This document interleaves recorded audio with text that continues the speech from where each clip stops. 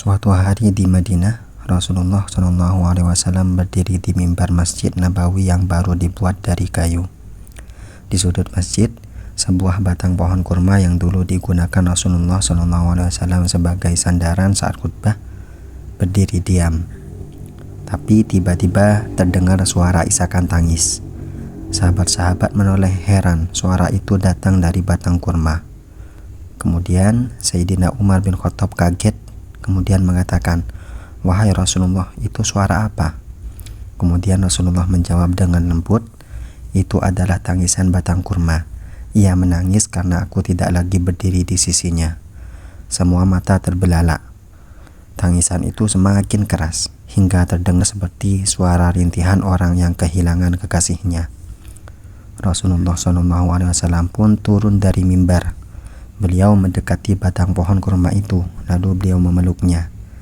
Dada beliau bersandar ke batang pohon itu seperti seorang ibu memeluk anak yang kehilangan. Kemudian Rasulullah SAW bersabda, "Tenanglah, jika engkau mau, aku akan berdoa agar Allah menanamkanmu kembali di surga, agar engkau tetap bersamaku." Tangisan itu berhenti perlahan. Batang pohon itu diam, tenang, seolah ia mengerti. Kemudian Anas bin Malik berkata, "Demi Allah, kami mendengar batang kurma itu menangis seperti unta betina yang sedang merintih."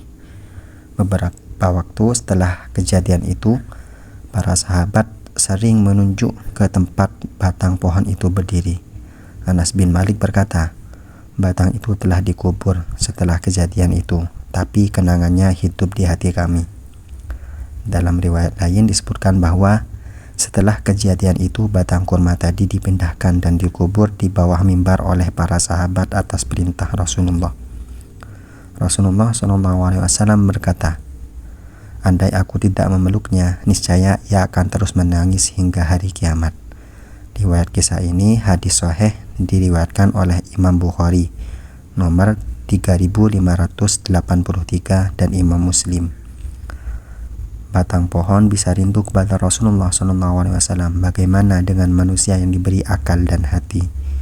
Imam Nawawi berkata, dalam hadis ini ada dalil bahwa makhluk tidak bernyawa bisa mencintai Nabi. Maka manusia lebih pantas untuk mencintainya dengan sepenuh hati. Tangisan itu adalah bentuk kerinduan terhadap ilmu, zikir, dan kehadiran Rasulullah. Para ulama berkata, batang kurma itu menangis karena kehilangan keberkahan dan cahaya dakwah di dekatnya. Begitu pula hati manusia akan menangis jika kehilangan cahaya zikir dan iman. Jika pohon bisa menangis karena kehilangan Rasulullah, maka bagaimana dengan kita yang sering lupa untuk sekedar bersolawat kepadanya? Berapa banyak waktu yang kita habiskan tanpa mengingat Nabi kita, padahal batang kayu pun tidak sanggup ditinggal oleh beliau.